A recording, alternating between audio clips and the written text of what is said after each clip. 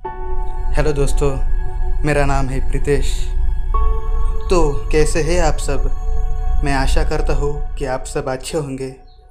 पिछली वीडियो में हमने श्रीमद् भगवद गीता का दूसरा अध्याय यानी सांख्य योग देखा। इस वीडियो में हम श्रीमद् भगवद गीता का तीसरा अध्याय यानी कर्मयोग के बारे में जानेंगे। तो चलिए शुरू करते हैं भगवद गीता का तीसरा अध्याय, जिसका नाम है कर्मयोग। अर्जुन बोले, हे जनार्दन, यदि आपको कर्म की अपेक्षा ज्ञान श्रेष्ठ मान्य है तो फिर हे केशव, मुझे भयंकर कर्म में क्यों लगाते हैं? आप मिले हुए से वचनों से मेरी बुद्धि को मानो मोहित कर रहे हैं। इसलिए उस एक बात को निश्चित करके कहिए जिससे मैं कल्याण को प्राप्त हो जाऊँ। श्री भगवान बोले, हे निष्पाप, इस श्लोक में दो प्रकार की निष्ठा मेरे द्वारा पहले कही गई है।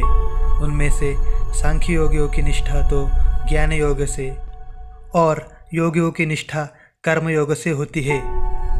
यहाँ पर ज्ञान योग यानी माया से उत्पन्न हुए संपूर्ण गुण ही गुणों में बरतते हैं ऐसे समझकर तथा मन, इंद्रियों और शरीर द्वारा होने वाली संपूर्ण क्रियाओं में कर्तापन के अभिमान से रहित होकर सर्वव्यापी सच्चिदानंद घन परमात्मा में एक ही भाव से स्थित रहने का नाम ज्ञान योग है।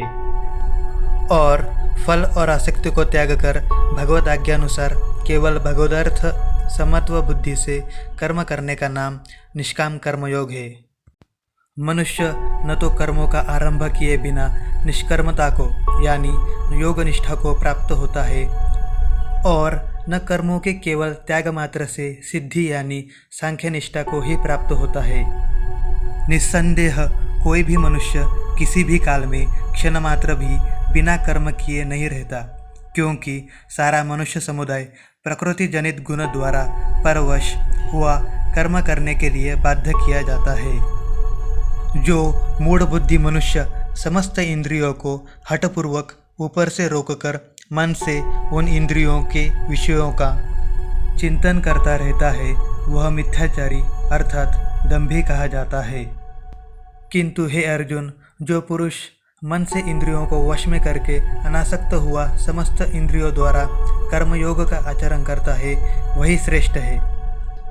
तू शास्त्र विहित कर्तव्य कर्म कर, क्योंकि कर्म न करने की अपेक्षा कर्म करना श्रेष्ठ है तथा कर्म न करने से तेरा शरीर निर्वाह भी सिद्ध नहीं होगा।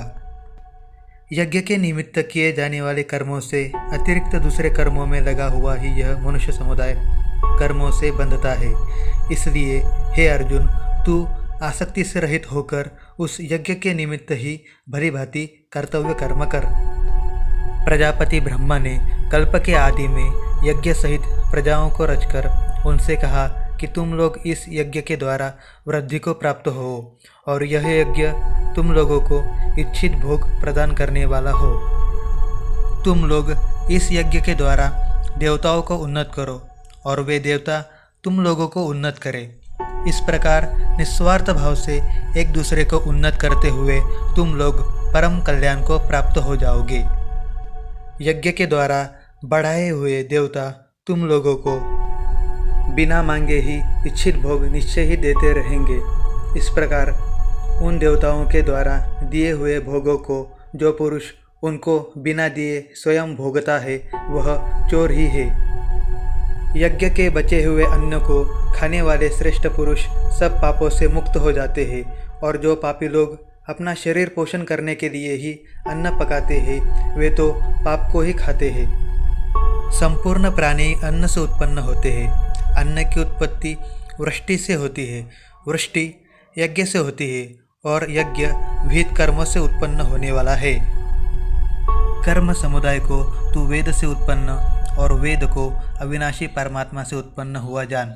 इससे सिद्ध होता है कि सर्वव्यापी परम अक्षर परमात्मा सदा ही यज्ञ में प्रतिष्ठित है। हे पार्थ, जो पुरुष इस लोक में इस प्रकार परंपरा से प्रचलित सृष्टि चक्र के अनुकूल नहीं बरतता अर्थात अपने कर्तव्य का पालन नहीं करता, वह इंद्रियों के द्वारा भोगों में रमन करने वाला पापी पुरुष व्यर्थ ही जीता है। परंतु जो पुरुष आत्मा में ही रमन करने वाला और आत्मा में ही तृप्त तथा आत्मा में ही संतुष्ट हो, उसके लिए कोई कर्तव्य नहीं है। उस महापुरुष का इस विश्व में न तो कर्म करने से कोई प्रयोजन रहता है और न कर्मों के न करने से ही कोई प्रयोजन रहता है, तथा संपूर्ण प्राणियों में भी इसका किंचन मात्र भी स्वार्थ का संबंध नहीं रहता।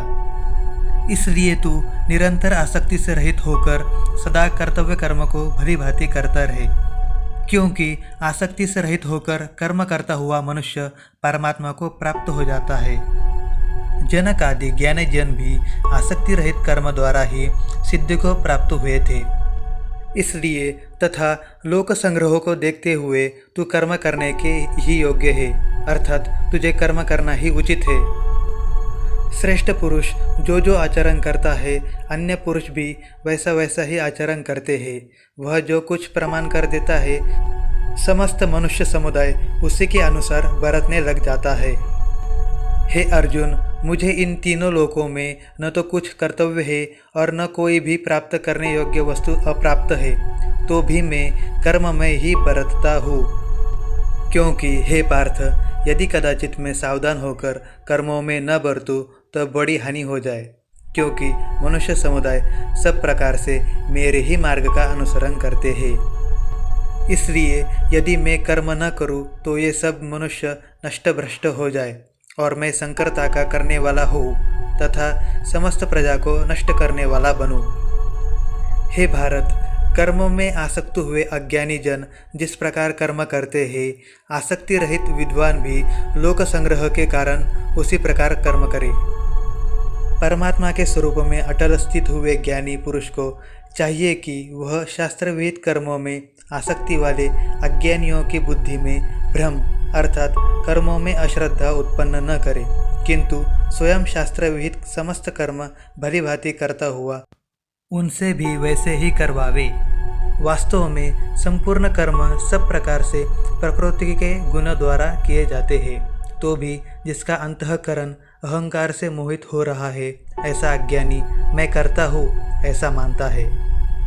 परंतु हे महाबाहो, गुण विभाग और कर्म विभाग के तत्व को जानने वाला ज्ञान योगी संपूर्ण गुण ही गुणों में बरत रहे हैं, ऐसा समझकर उनमें आसक्त नहीं होता। प्रकृति के गुणों से अत्यंत मोहित हुए मनुष्य गुणों में और कर्मों में आसक्त रहते हैं। उन पूर्णतया न समझने वाले मंदबुद्धि अज्ञानियों को पूर्णतया जानने वाले ज्ञानी विचलित न करे।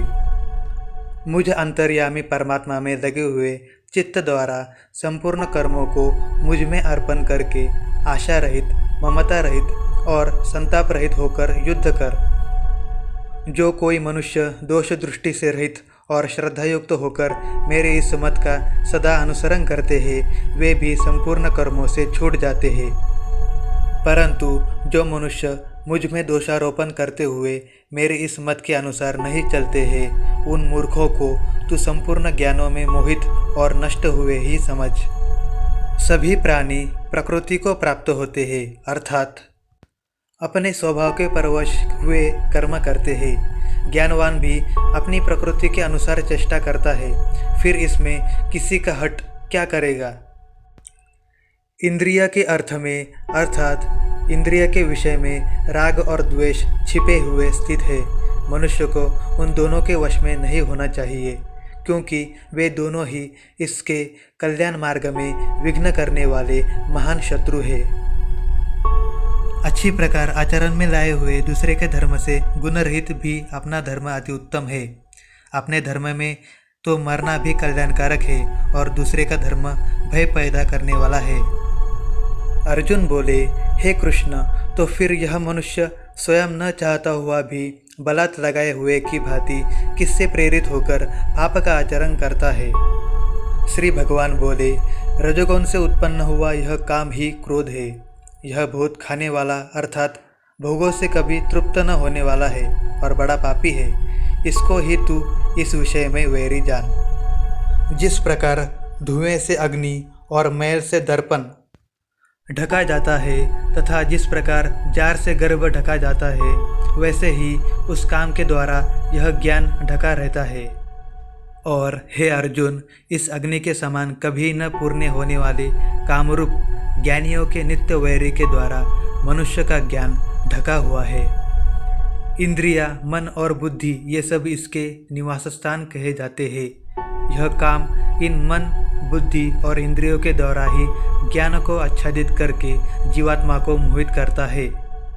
इसलिए हे अर्जुन, तू पहले इंद्रियों को वश में करके इस ज्ञान और विज्ञान का नाश करने वाले महान पापी काम को अवश्य ही बलपूर्वक नाश कर। इंद्रियों को स्थूल शरीर से पर यानी श्रेष्ठ, बलवान और सूक्ष्म कहते हैं। इन इंद्रियों से पर मन है, मन से भी पर बुद्धि है, और जो बुद्धि से भी अत्यंत पर है वह आत्मा है।